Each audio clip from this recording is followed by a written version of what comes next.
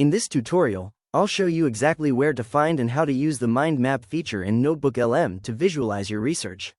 First, I'll start on the home page and click the button to create a brand new notebook. Once the workspace loads, I'm prompted to add some sources, so I'll click on Upload Files and select a PDF document from my computer to give the AI something to work with.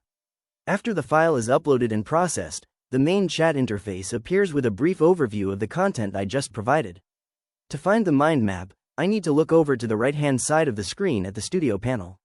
This section contains several creative tools like audio overviews and study guides, and the mind map option is located right in the middle of that list. When I click it, the AI begins analyzing my source to visualize the connections between the different ideas in the text.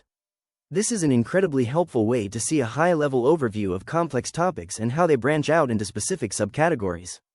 Once the generation is finished, the mind map appears on the screen, outlining the architecture of a source-grounded research assistant. I can interact with the visualization by clicking the plus icons to expand various nodes like core concepts, key features, and use cases.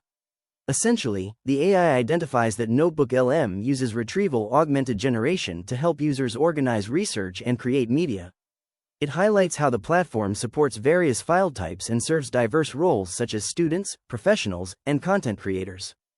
And that is how you locate and use the mind map tool to visualize your research projects. If you found this walkthrough helpful, please consider liking the video and subscribing for more quick tips and tutorials.